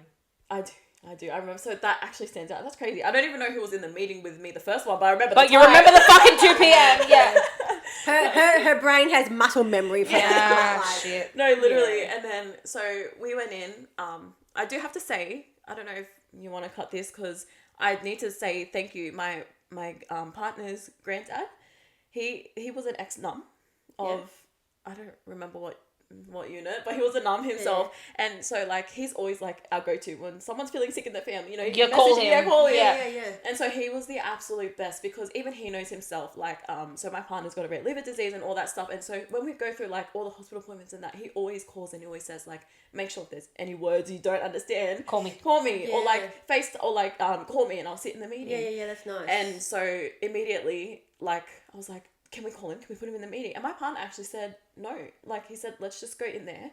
Let's just go, you and me. Yeah. Let's just figure this out. And then if we need him, we'll call him. Yeah. Yeah, so it was me and my partner. And then we went into the meeting that day. And like we knew it was bad. First of all, there was about 6 people in there. Oh. Why is there 6 people in a meeting? The minute you see that, your body's like... tense. Yeah. I do think... I guess if it's not good news, I guess you don't want to walk in there all like smiling. No. You know what I mean? Yeah. So then it's a lose-lose situation. But we walked in, there was about 6 people. You probably don't remember who the fuck those 6 people were. Nope. And why they were there. No, I couldn't tell you. I remember one. So what did like upset me straight away is that when they started introducing themselves, the head geneticist, I think that's the name. Yeah. I know Simone. Didn't she struggle with saying that word as well? Geneticist? Yeah. Well, yeah, the head of that team, she would like introduce the person to her left or right, whatever. And as soon as she said, "This is so and so, she's our social support worker" or something like that, I knew straight away. It was freaking terrible. Yeah. But yeah, so they sat us down and they told us that he has Prader-Willi Syndrome. Tell us what Prader-Willi Syndrome is, because that is something I've never heard of in my life. I had never heard of it in my entire life. Never. So Prader-Willi, I sort of know a lot myself. It actually has taken me a while to even research some side effects. Okay. So can we just make a note? I have tried to get... So Cal has always been a bit of an inspiration to me. She has always been a hype and a vibe. And I see her with the 2 kids and you would never know she struggles, but I know that every mum does and we just don't say anything, right? Yeah. And so I was not long after Simone. I think, Raquel, you might have commented on the podcast or something like that. And I was like, hey, did you want to come on? Yeah. And she's like, hey, I don't really know much about it. And I'm like, well, nobody really knows anything. Like, at this point, we are just all learning about something and your journey is your journey. Yeah. This is you just going into it and being like, hey, I'm throwing my hands up here. I don't know, but I'm learning as I go because this is what we do. Right? And also, not only you might not know everything about Prader-Willi Syndrome, for sure, but you know your son. Yeah, so it took me a ages to background. be able to get her on until she was comfortable enough to know I know, yeah. something to I feel get so on bad and because advocate, I guess. Mariah, my older sister, she was like, I get where you're coming from, but Bec's right, like, you know, just come on and tell your story. Yeah. You know, what you know. You know your kid. Yeah. At the end of the day, you're the one that's wiping his bum, getting him to sleep every night. Can you say that louder for Bailey? That was really good. That was really good. Oh, fuck, that was hilarious. Can you say that louder? Fuck, you're good. That's footage. That's good. That makes for good content. But my point is like, okay, you might not know everything about his diagnosis, but you know your kid. Yeah. You know what you go through with him. Yeah. Well, I'm not gonna lie. I didn't even know. I didn't even really know until, I'm gonna say, like, maybe a week later, and then I finally decided to read the book. So they gave us a booklet. They actually gave us, God, it was a lot. It was information like, booklet. yeah, it was not just a booklet. It was like 3 or 4 booklets, but they were like thick So ones. it sounds like the support they were ready to set up for you was good. Yeah, pretty much. They already linked in, like, they wrote on the bottom of the pamphlet that they gave us, the big pamphlet, like a Facebook page. Okay. Yeah, Oh, so that's nice. they Because they literally set up a support worker and everything for her, she said. Oh, straight that's away, great. straight Yeah. away. So look, the birth experience wasn't the best itself, but after, the support was unreal. Okay, good. Like, from the nursing staff, like, it was unreal. And for not only any parents, but young parents. yeah. Oh, and that was the worst thing too. Like, because I still feel like I'm a kid because I had my eldest when I was 19. Remember we said this the other week? We fully said this. And that being said, like, I guess I am How young. old are you now? Oh my God, I just said 19. God, I'm lying. I'm 20. She's not 23. 19. No, I'm not 19. Like me being an only child, I'm not. No, I'm 23. Oh, yeah. A Right. sweet, small, young baby child. Oh, No, I I don't don't feel like actually. I don't want to say that because I don't like saying that because when people said that to me, I was like, I'm fucking grown. Well, no, see, I'm opposite. I'm like, I'm a baby. I'm a little baby. Little baby. But yeah, so I felt like I was still a kid. Like, why am I dealing with this stuff? I'm still figuring out yeah. myself. Like, what do you mean you just diagnosed my child with a rare disorder? And How rare is a disorder, Kel? it's, I'm gonna. thank you, because I should know that, but I don't. But I'm pretty sure it's like 1 in, I think 22,000. Wow. Am I right? I don't know. I just googled the name of the disorder first. But yeah, I'm pretty sure Prader-Willi it's Syndrome. something. But I will say, the crazy thing is it's not as rare as I thought. You thought it was more rare? I thought it was more rare. How rare? Yeah, let's figure that out. See, sorry guys, I told you I don't know the background much. It's okay. I just can't fucking type, apparently. God, and you're both watching me too, you fucking bitches. Because I'm interested to know. And I feel like I do. I'm know. like right here, like my kids. You're breathing down my neck. Please tell me right. Is it 1 in 22? It's worldwide birth incidences is about 1 in 10,000. Oh, okay. Oh, wait, whoa. 1 in 10,000 to 1 in 30,000. So, Oh, like... wow. Okay, well, I did read I'm sure I read somewhere it was like 1 in 22,000. That number 22 sticks out to me. But I could be wrong. But yeah, it's actually not as rare as I thought. I was connected. So my mother-in-law, I don't know who she was speaking to, someone in Queensland, one of her friends. And then she actually worked with someone who had a child with Prader-Willi. So then she connected me to that friend. That's cute. Then that friend connected me to someone just in my own backyard in Ashfield. Oh, wow. Yeah, and then I was like, so then this mum, her daughter is only 4, so she's not that much older than Bronson, so it's still fresh for her too. So Of course. having her support as Which well. is good because you're both on this little journey. Yeah, That's so together, nice. literally. And So tell me about the ways that it affects people, kids. Do you know? so no, I do know some parts. So they'll have like hyperphagia, which is they don't know when they're full. Oh my God! Remember Taylor's brothers have disabilities? And like very rare condition as well? That they have that too. Oh really? Wow. Yeah, very hyperphagia. rare condition. Wow. Yeah, so they have something called Cohen syndrome. I low-key want to have my Yes, I've heard of that. You've heard of Cohen Yes. syndrome? Yeah. No one knows what Cohen syndrome is. No, so I don't know much about it, but look, being on this rare disorder journey, I've come across quite a few. So randomly, Taylor's yeah. got 2 brothers that have Cohen syndrome. 2. My brother-in-laws, yeah. Wow. So Boston is 21, Yeah. I want to So they're not say. even twins. No. And Deacon is fuck, I think he's like 17, 18. No, I don't remember. You know what? Yeah. I'm wrong. I'm completely wrong. They're older, but like when I met them, it was 11 years ago now. Yeah. So, I'm going to be butchered for getting those ages wrong. Sorry, Tay. She's going to be listening being like, you fucking shit sister-in-law. But yeah, they have Cohen syndrome. I low-key want to have my stepmother-in-law Yeah. on the pod. That's crazy to say. Yeah, you should. But she lives in Queensland, so we'll have to make that work. But yeah. Wow. Yeah, Cohen syndrome is crazy, and that's... Wow, I didn't realise And they have hyperphagia, so they don't realise that they're full. Wow. They have to, like, lock the kitchen, The fact that lock there's the two of them pantries. as well. Yeah, You know they what? have I'm going to need to talk to yours. I'm going to need some... my stepmother-in-law. Yeah, I'm going to need to... She has, like, they have to lock the pantry, like, they have to lock, childproof lock everything. That's what They have an happens. in-home carer that lives with them to help manage the boys as well. Oh my gosh, the fact that there's two with hyperphagia. Yeah, And, so they have a constant fruit bowl that's available, and luckily the boys are really good at just going for fruit. Okay. But if there was shit everywhere, like, they just wouldn't stop eating. They would not stop eating. They're not on any medications for that? Is there any I don't available? actually know. Well, that's what my hope is. By the time Bronson's old enough for that to kick in, it doesn't kick in until he's about 2 to 4. Okay. Could be earlier, but they say it's rare that it kicks in earlier Yeah. than 2. But I'm hoping there's some But I mean, medications available. look at the statistics. They say it's rare, but I mean, here we are. Literally. Yeah. And not to It'd mention... be just your luck. Huh? No, literally. Not to mention the rare disorder he has the rarer type. Oh, shit. Literally. Exactly the same as Khadija. Yeah. Her type was rare, and then She had the rarest type. Yeah. Yeah, so... So, and is this a genetic condition because both you and your partner carry the same recessive gene, or? No, so it actually... Because it's not... What's that word? It's not hereditary or anything. Is that what you mean? No. Oh, no, like the gene. No, Yeah, the sorry, genetic, no. like, because they done genetic testing. No, so they didn't do it on us. We don't... Yeah, but don't normally that happens when you carry the same gene. It's like same as when Khadija was born, Yeah. right? So her husband, Bassem. her and her husband was 50-50. And usually it's 80-20, 60-40. But theirs was 50-50. So that would mean that Simone carries the gene, but she doesn't have it, obviously. Yeah. Bassem I carries think the it's gene. me. Yeah, because Yeah, he right. has... Well, no, I think it would have to be both of you carrying it. Oh, wow. I didn't... So, honestly, how did she find that out? That's just the way genetic things are. Genetic, yeah. Did they say that? But did she get genetic testing But herself? they end up having to do it because I think she had to do the bone marrow. Oh, okay. yeah. Okay, well, see, we actually refused all genetic testing from ourselves. We said, can we take his diagnosis? He's got Prader-Willi. Let's just focus on that. And what we Yeah, fair. But honestly, we've been having open conversations these days. I think we're ready to, take testing on ourselves as well. Because we didn't want to know. We actually found out accidentally that he had the rare type.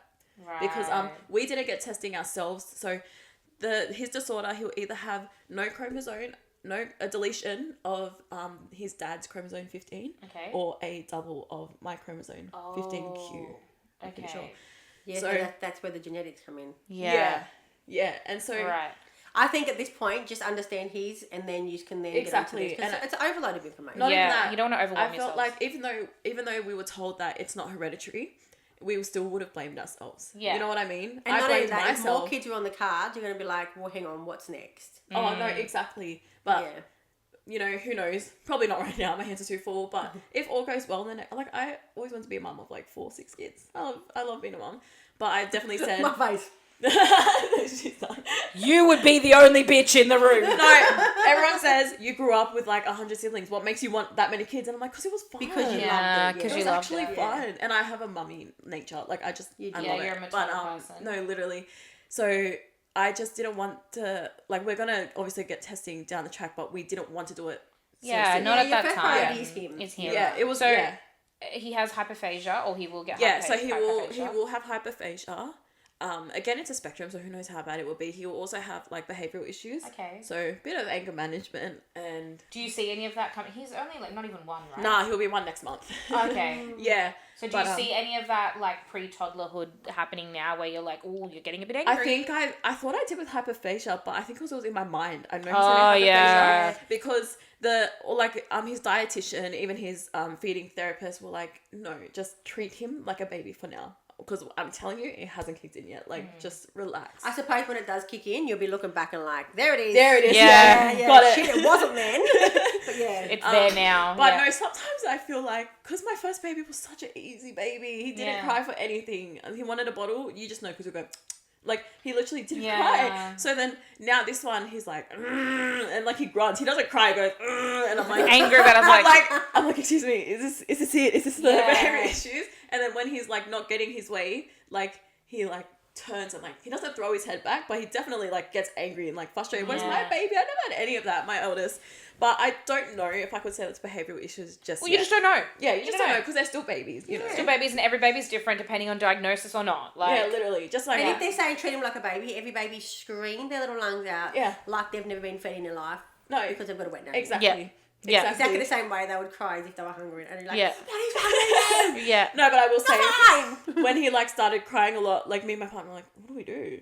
We've never had a baby that cries. Yeah. Like, what do you want from us? Yeah. But, yeah, so hyperphagia, behavioural issues, and then he's in physiotherapy because of his low muscle tone. Yeah, so has that improved over time? Drastically. I think, Great. I don't think I have you on Instagram, but Izzy and Bec, I'm sure you've seen my reels that I've posted. Like, when we first started physio back in February, it was crazy. To me, I'm like, oh, I'm sure he's not that low tone, you know, like, he's fine. And then I look back and I'm like, wow, he really just laid on that mat. Like, He really just laid there and did fuck all. I really just paid for him to just lay on a mat, but it's fine. And then, like, I'm sorry, he really just laid on that mat. But also, babies literally just do. Yeah. Babies literally just do. Diagnosis or not, they just be doing that. Sure, exactly. Yeah. Like, I'm not gonna lie, my eldest, he was that chill that I guess he was lazy. So he was sort of the same. I'm looking at his older brother pretty much, but then really I look back and I make all these videos because I record every session. Good, now. that's good because you can look back. Yeah. No, So literally, you can see the improvement if nothing else. Yeah, and like I'm so glad that I do that because then like I made a video like a couple of weeks ago and I'm like, and now he's like holding his head up, he's sitting up. Like, We never did that before. Is that because of early intervention? Oh, I reckon. Yeah. Oh, he also is on this medication called growth hormone that's available to Prader-Willi, and I think Prader-Willi is only one of 3 medical issues that are approved for this medication. Medication, and I can't even lie to you. Like we were warned that like sometimes he might react badly to it, and then sometimes it might not work as well as we'd hoped.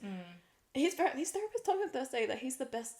Like, I'm not going to name and shit, like, because I don't want them to be in trouble or whatever, but she literally said, like, he's the best baby that she's seen with his condition at this age. Wow, that's so good. So and that's what you want, right? You want the good news. When you get it. That's amazing. Yeah. So, is he crawling? He's not crawling just yet, but he's definitely moving. But he's, like, on his way. So, what I'm hearing is that in comparison to a child that doesn't have Prader-Willi, he is delayed. Yeah, sorry. So that is another thing. He will definitely be delayed in meeting all his milestones. Okay. There's, without a doubt, that's what happens with Prader-Willi.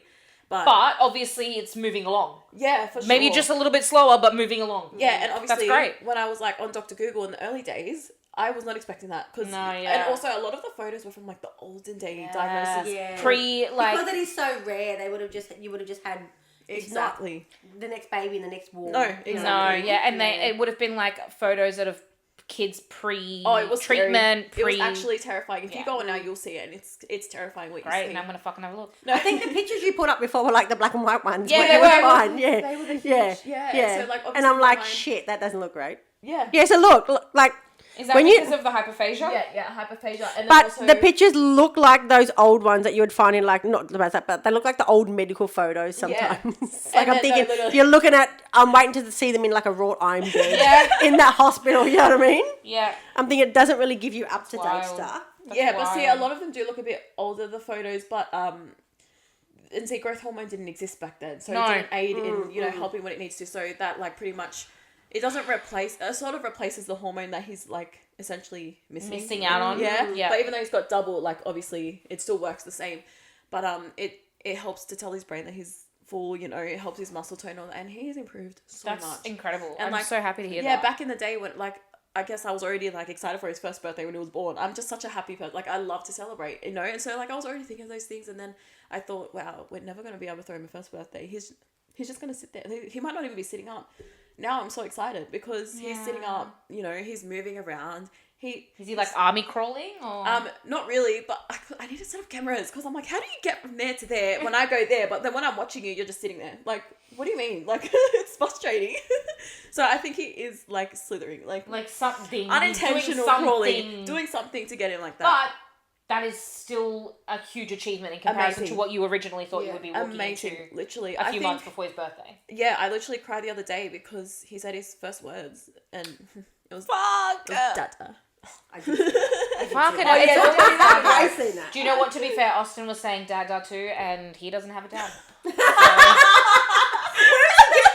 No, it's actually 100% developmentally normal because it's an easy sound for babies to make. See, I thought for Bronson, I thought Mama would have been easier because it's got low muscle tone because his mouth would just No, dada is a fully developmentally normal thing for babies to say. Like a baby can see a full blown conversation. They're trying to imitate speaking, and the first thing that comes out is dada because it is just easy. Wow. It is developmentally normal for a baby to say dada first. Actually, I'm trying to like say it, and I'm Yeah, thinking, me too. Dad, I'm still thinking Mum's easier.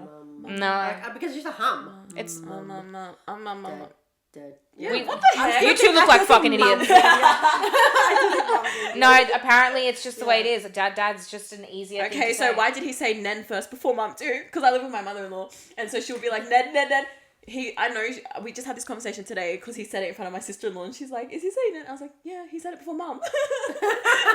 Because she'd be like, The other thing here as well, for what? the other thing as well, that aside from it being developmentally normal, is that typically in a family with a mum and a dad, the mum never says mum. She's like, "Daddy's home. Yeah. Oh, let's go see Dad." When the kids Dada! when the kids were little, I call Chris Dad. "Yeah, Like even now, I'm like, Dad, where are you? Yep. Not Chris, where are you? Unless Yeah. it's just me and him when we're on Yeah. a date or something. I'm like, Yeah. hey, babe.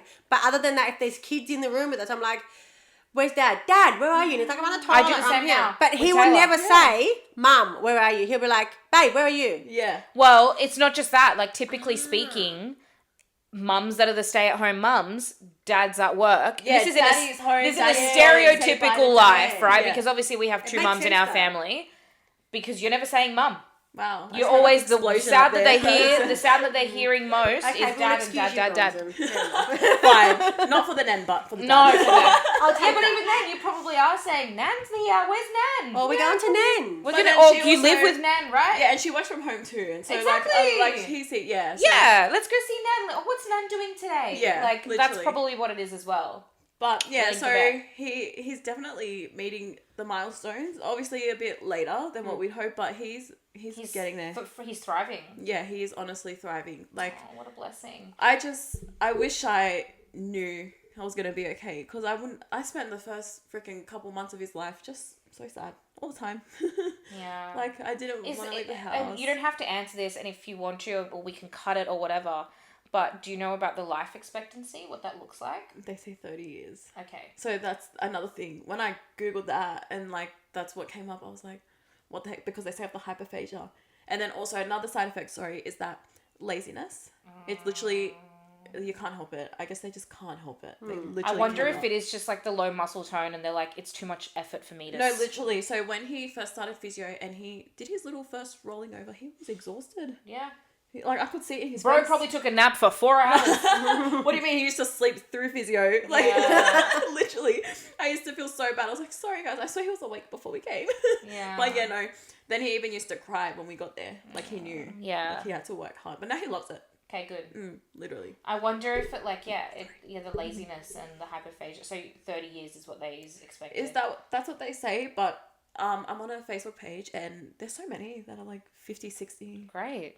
And mind you, they didn't have the medication. I was about to say, if they're that old, they didn't have that kind of They didn't have the medication. intervention that is existing Exactly. And I feel like now there's so many trials even. Like Oh yeah, trials. I've already and- put Bronson's because- name down for it. Yeah. No, because you No, know what? great. Though? You do that because you need hope. Yeah, Yeah. You need for hope, sure. and I guess Not only for your kid, but for every other kid that is born after. Oh no, Yeah. 100%, 100%. For you other just kids, want something yeah. to work, and absolutely, any mother would be the same. Yeah. Yeah. So what does it mean for like his like? Is there obviously he's still so fucking little, right? Yeah. And we've just talked about like 30 being the life expectancy, but there's obviously people that have lived much longer, healthier, happier lives. What are you preparing yourself for when he gets to school age?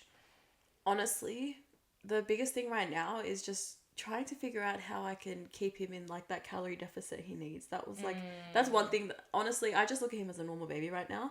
But every day the worry is the food. That's all that worries me. I think he'll be fine because he has such a good support system, but He's going to be talking though, right? Eventually. Oh, for sure. So oh, sorry. I hit that okay. again. The girl that lives in Ashfield that I've been mutual friends. Oh, and she's got a 4-year-old. Yeah, she's got the 4-year-old. Her daughter is like at daycare. Yeah, fine. It just, they take some time to get there. And, I think I guess like, I don't really have any concerns with him right now because I try not to think about that's the bad totally stuff. fair. Yeah, because I just look But at I also think same as when you said Austin is so loved, that if somebody said something to him, he'd be like, cool, that's your opinion. Yeah. Everybody I know loves me anyway. And I think that'd be the Water same off a duck's back. Yeah, Bronson. Yeah. Like, he's got such a good hype system around him, and just you as his mother who would like put him on such a pedestal that he's got that much confidence. Yeah. That somebody would say something, and not say that it doesn't hurt because kids are assholes, but They they'd start. be like, yeah, that hurt, but I am so loved. Yeah. Yeah. No, yeah, definitely. But honestly, I can't really... Either that or you wait till I tell my aunties and uncles they're going to bash you. He's got the confidence of that. Like, Probably. Auntie Bec's going to fucking drop you. not even me, her siblings. Oh, yeah. Yeah, because I have like 100, I don't know. And I have Like, they would be like, who said that? They'd be ready to punch on with the parents' kids. I mean, in school, you mess with one sibling, you get the whole 8 of them or whatever many of us. Crazy. I mean, So he'd be like, say what you want. You're in shit. what, obviously now you said you think about the food about when he gets older and stuff, but right now you're just being a mum to a little baby. Right? Yeah, I think, because he's so young, he's just a baby to us. But I feel like... And is there any other treatments other than physio that you need, and that medication? So he goes to physio, and then he also does speech therapy, which is feeding therapy. Okay. And then he has his dietitian and endocrinology every couple weeks. But... Is he doing well with, like, food? Because obviously he's almost 1, so he's so eating he real couldn't food even, now, not just... He was on NG tube for quite a while. I think until he was about 3 months, maybe. Okay. No, longer than 3 months. I think it was 6 months, sorry. Okay. So I had to learn tube feeding so That's that we crazy. could take him home.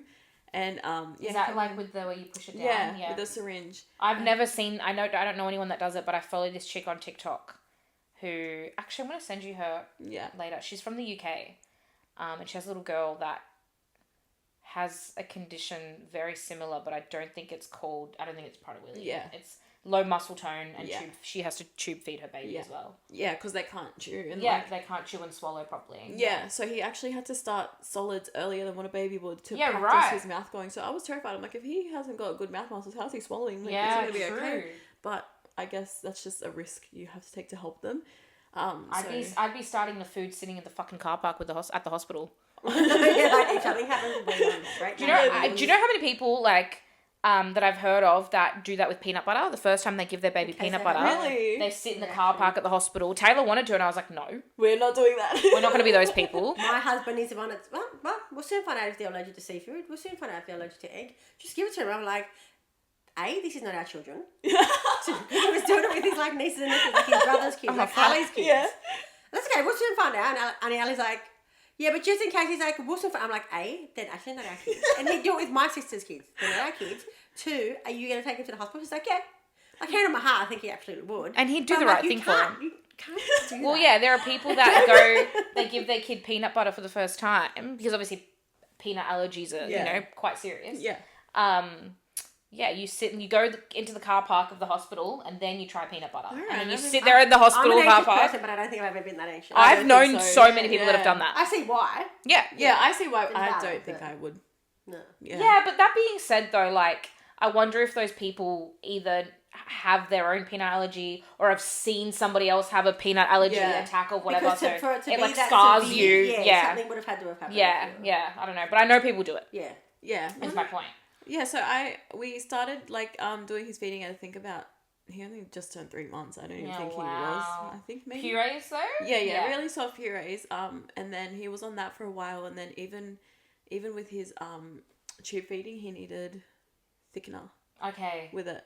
Yeah, was it thickener? Yeah, he needed you can buy thickeners for formula. Yeah. And because he was choking, the first couple weeks at home were terrifying. I asked if my partner's granddad could come and stay with us for a bit, because he's dealt with that. He worked with the babies and all that stuff. Yep. Mm-hmm. Yeah, the pediatric ward. He's seen it all. And I can think it's good that you have that trust in someone that can be like, if I have you around, one, my anxiety goes away, and if something goes wrong, you're there. Yeah. I think one thing too, when my partner's granddad came to visit for the first time, because in the NICU you're only allowed me, Bailey, maternal and paternal grandparents. Yeah. Mind you, he's a great grandparent. Yeah. He wasn't even allowed. Wow. But we just said he's the granddad. We didn't really state he was a great. Yeah. So he came in, and because he knows, he knows babies and all that, it actually broke me more when he picked up the baby and he felt the baby. And if he's freaking out. so he wasn't freaking out. I seen it in his face. Okay. Yeah. He picked him up and he's like, "Oh, you're just the." But he's also been in a job like that long enough to have a bit of a poker face. Yeah. Oh, for To sure. not be like, Oh, for sure. But because we would have went, Yeah. it's fine. No, for sure. But But you can what see got me was he actually walked out of the room. Yeah. And I went out and I was like, "Are you okay?" And he was sad. And that's what got me. And he didn't say anything. I could just see he looked like he was about to cry. Yeah. And I'm guessing it's because he felt how floppy Bronson was. Yeah. And That's so sad. I told my partner, like, we obviously didn't know anything back then. But then I told my partner, I was like, I think I almost caught your granddad crying. Like, I guess it is as bad, As bad as what we thought, Yeah. That's crazy. But yeah, going back to his feeding, he was on NG for about six months, and then we slowly introduced thicker purees as time went on, and only just as of recently he's onto just normal food now, finger food. Yeah. Like baby led weaning, kinda. Yeah, pretty much. And even then, he has the occasional little cough up, choke. Yeah. But it's so funny. It's not funny if he chokes, but I feel like he's used to it, and he shouldn't be because he needs to practice. But it's I think because he's practicing, I guess he's sort of used to it. I will go to pat him, and by the time I go to pat him, he's already done, and then he'll be like, I'm good. he literally just smiles at me you idiot, you took too long. I'm Yeah. done. I can handle it myself. I can handle my own shit around here, Mum. You slow bitch.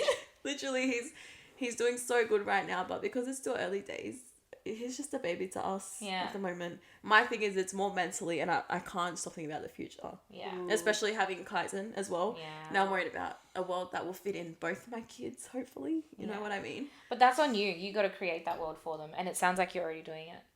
Well, I hope so. Because sometimes I just feel like I have nothing going on right now. Sometimes it doesn't even feel like I'm going through what I'm going through. Yeah. But then I have the absolute worst days. I've found that when I have, so right now Bronson's appointments, they used to be a lot more regularly, but because he's getting older and he's doing more, his feeding therapist used to be every 2 weeks. Now it's every 4 to 6 weeks or whenever I need. That means you're doing something right. That means you are doing. That's Not so even true. Just me. I think Bronson. I think he's doing a lot of the hard work as well. Yeah. You can see he tries when he wants to roll for something. You can see him try it. And he looks so proud of himself. What does your week look like? Because you would have appointments for Bronson and Kaizen. What's your week in general with the appointments for the two boys? There's a lot of physio, a lot of... Yeah, it's a bit of mix because really Kaizen's appointments, they're weekly, and Bronson doesn't have any weekly appointments right now. But on a busy week, it'll be one day it'll be Kaizen speech therapy, and then the next day will be his OT, occupational therapy,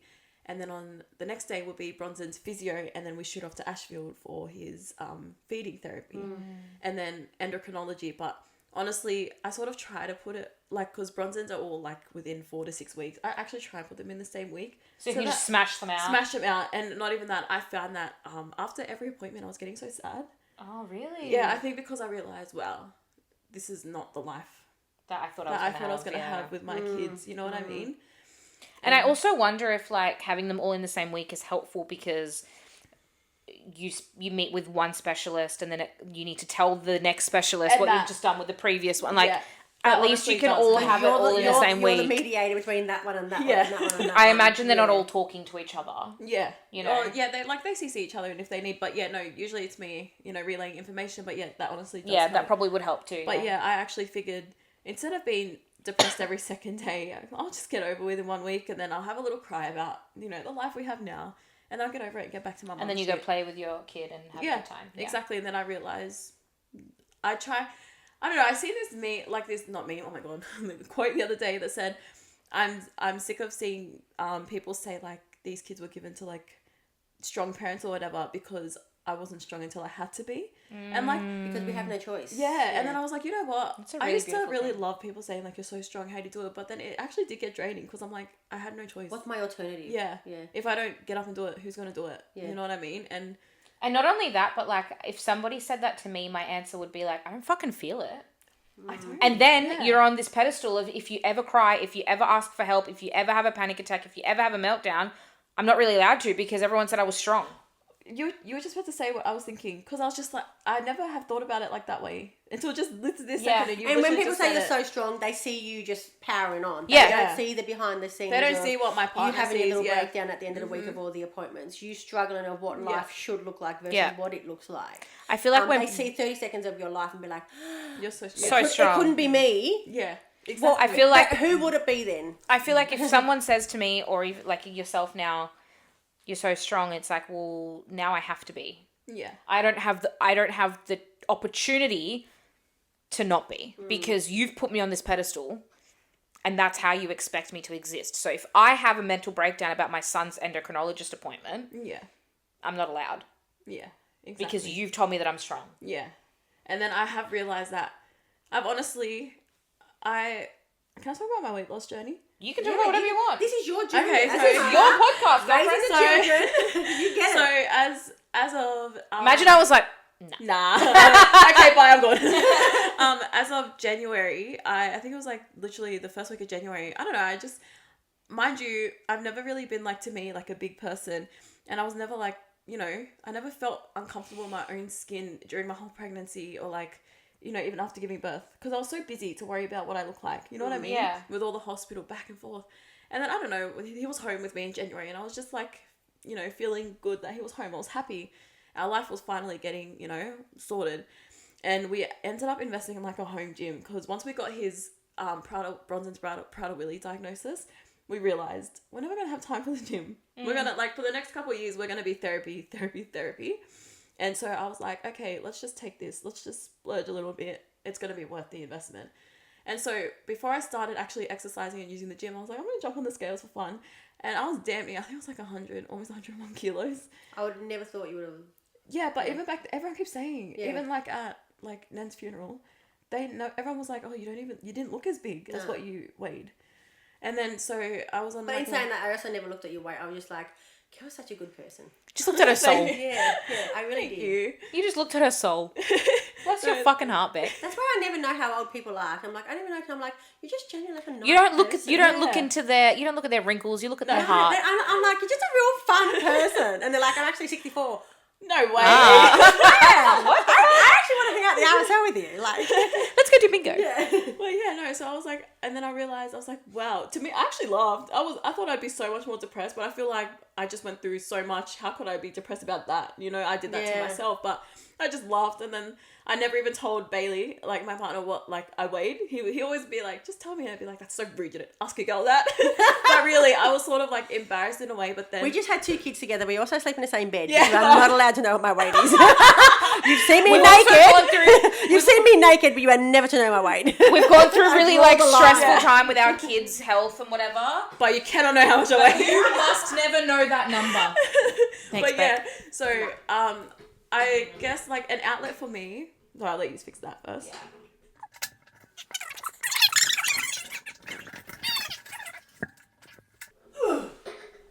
There we go. Yeah. Sexy stuff. All right, go. So you lost a bunch of weight. Yeah, so because my outlet was always exercising growing up, because us kids were always in like sport and stuff, and so like I feel like that was like my therapy, and then I lost like all this weight. Sorry, no, now I'm getting off track. Sorry. When I realized I was 100 kilos or whatever, I was like, okay, shit, I need to kick myself into gear. So then I started, you know, eating in a calorie deficit, working out, and then it just sort of made me too happy that like when I was losing the weight, it was giving me like all this happiness back. So I really I felt like even though I have these 2 kids who, you know, have high special needs, I was too happy to be sad. That, but they actually do. Yeah, they do. But like, no, because people get offended. Like, special needs mums, some of them get offended when you call them special needs. But I think they like to be called like extra needs or whatever. But I don't mind. I say special. They are, you know, they're special to me. They're literally my special boys. Taylor's stepmom says special needs for the boys. Yeah. I mean, do you know what? I can understand why some people would get offended, and everyone just has different ways that they like to talk about it. Like I, for example, I'm autistic. I don't like saying I have autism. Yeah. I like to say I'm autistic. Yeah. Personally. Yeah. I don't have autism like I have a snack. I don't Okay. have Oh, that's autism. yeah. You know what I mean? I don't have autism like I have brown hair because I can change my brown hair if I wanted Yeah. to. But That's a I'm fair autistic. That's point. who I am. It's That's not. never gonna. It's not. Yeah. It's That's not. a very. It's fair not an point. added way to describe me. Yeah. It is who I am. Yeah. No, that's a fair point. Do you know what I mean? Yeah. Yeah, to me it didn't really matter, but I can see. but you know, yeah, that's just if everyone's got their own thing. Yeah, for sure. Now I don't even know why I mentioned my Yeah, weight that's loss. okay. You were really happy with yourself. Yeah. Going, even though you got the 2 boys. Oh yeah, and I just I ended up losing over 20 something kilos. and then- Congratulations. Thank you. And then it just that really just put everything into perspective. Like I felt like I needed to actually better myself because I'm so busy. And that You know, in turn, like, also would make a huge difference for Bryson growing up. Yeah. Bryson? Bronson. Bronson. You said Kaizen Kaizen at the same and time. Bronson. Bronson as well, especially because you mentioned, like, the laziness and the hyperphagia and, like, Yeah, he's going to grow up and be like, Mum hits the gym all the time. That's what I want to do. Maybe yeah. he won't have the strength to hit the gym, but he might have the strength to... Well, no, I've started like putting him out when I can outside with me to work, so he can watch me Yeah. work out. And now that the weather's getting warmer, like I want him to be exposed to that. Yeah. And I always was going to expose my kids to that no matter what, because that's how That's I the way am. you were raised And as so well. is their dad. Their dad has always been a little, athletic person as well. But just I know I needed to live healthier to look after my kids. Yeah, put yourself first to be a better mum. But I'm all for a mum that gets a little bit selfish. Yeah. For herself to benefit It's and hot. fill your cup. Yeah. To be able to pour more into your family, because you've got the 2 boys and your partner who have all got stuff going on medically. Yeah. So you need to put your mask on first, because if you don't put yours on, you're drowning. They're screwed. Yeah. Yeah. No, 100%. They're screwed. You need to put your mask on first. What would you say to other mums that are in your situation, like when Bronson was born and they're getting that diagnosis for the first time, like people who are parents, not just mums, but what would you say to them? I would honestly say, like, get on like a support page, like a Find community? community. Yeah, that going through something with what you're going through.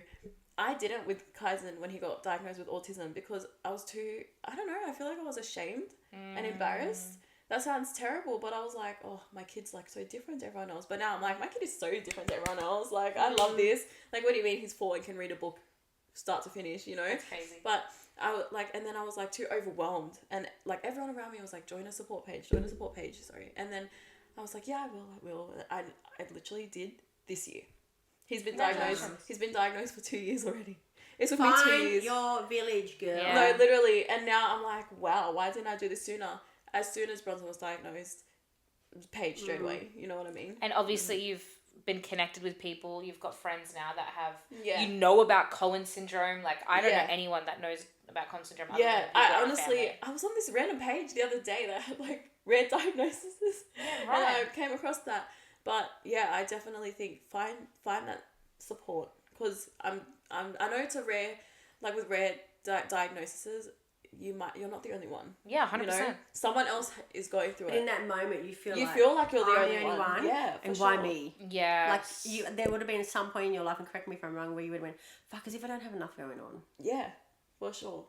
But definitely find that page. If you don't mind, is that you've brought your journal? Yeah. Is there you don't have to read anything. Is there a journal entry where it was like The the shittest the part. shittest time where you're, fine. and then you're looking back at it now to be like, we made it. Not we made it, but we're here. We're good. Like I will say. We survived. yeah. Okay, yeah, here we go. I didn't know if I wrote it down, but this was on the 23rd of the 11th. So this was already after we had his diagnosis. He would have been how old? A few months. Oh, no, a few weeks. When was he born? The 27th of the 10th. So Okay, this was like, he was a few weeks old. oh yeah, a few weeks. He was almost a month old.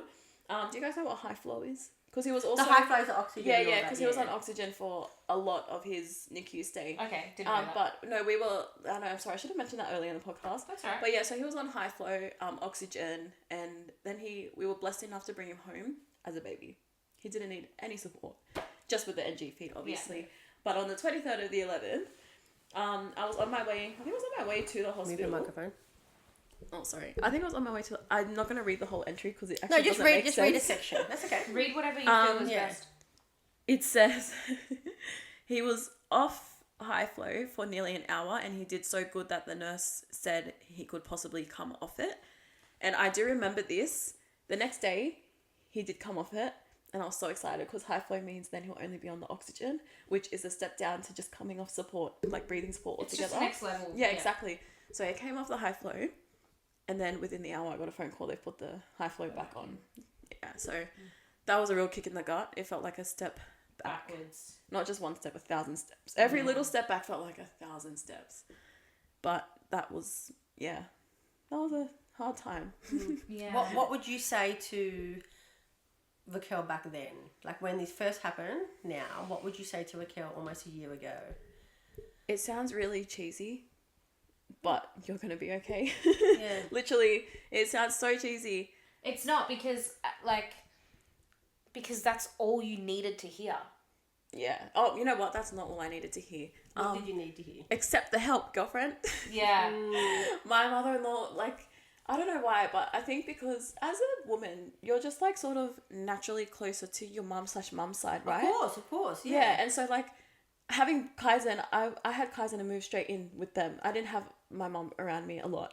You moved in with your in-laws, partners. yeah, and before his parents. before I even gave birth, I was already living there for a little bit, and then we brought Kaizen home there. And mind you, I didn't really know them that well at that time. We were only together for a very short time before having Kaizen, and so that was a lot in itself. I feel like I didn't get to connect with her on just a mother-daughter-in-law Without being pregnant and bringing a because- baby home. And, I know people go through a lot of issues with in-laws and stuff like that, Yeah. which so she would always like do things for me, and I'd feel so bad, and I'd be like, no, just don't worry about it. Or like I could come off as standoffish, which I never meant it in that way. I didn't want her doing things for me because I felt bad. Yeah, like as if you couldn't do it yourself. Yeah, exactly. Yeah. And like one day I came home and she did my washing, and I was so happy, but I felt like I didn't show it. And I know she understands. Yeah. I was going through so much, but back then I'm like, wow, you looked very ungrateful. Yeah. But honestly, accept the help. Even to this day, I think since I've been happier with myself, I've been letting people help me. Because I'm like, you know what? The more people that help me, the more I get to fill my own cup. Yeah. Not only that, but like it makes it more special when you're able to help them back, right? Oh, yeah. Because you're like, oh, like I am, filled my own cup. Now I can give back to you. I'm so big on a village. Like I've Yeah. always said, your mum, Yeah. your mum and Annie Kim and one of my sisters is like a big village for Jermaine. Yeah. Annie Ali and Annie Kim is a massive, and Izzy is a massive village for Georgia. George. Yeah. And George so is she my will little always baby. go to either one. Yeah, I love that. For them, because I just think I'm the mum. They'll have their own village, but these are the people that also help me support them. Yeah. And I'm massive on that. I'd do anything for both your kids, but obviously George and I just have a closer bond. I love But, like, that. thank you so much for coming onto the pod today, Raquel. Like, it's been so nice to hear about your kids and your motherhood journey. And we're not going to sit here and be like, you're so strong, but it is such Good, I might throw the pillow at you. but it is such a really thank you for being vulnerable with us. That's like okay. It's been really Thank you for holistic having and me. wonderful and wholesome, and we really appreciate it. And No, thank you. I hope it's been worth your nerves. It has. she's been so anxious. But no, I just feel like I know I'm gonna watch this back and be like, you should have said this, you should have said that. But Everyone I hope I does. can come on again because this was so fun. Absolutely. Yeah. I'd love to hear like the updates of everything, how you're going. Yeah. With everything, and Yeah, thank you for having me, guys. Thank you for coming. I've had the time of my fucking life. And thanks for having me on your first 3. 3-way. Yeah, I It's our first threesome.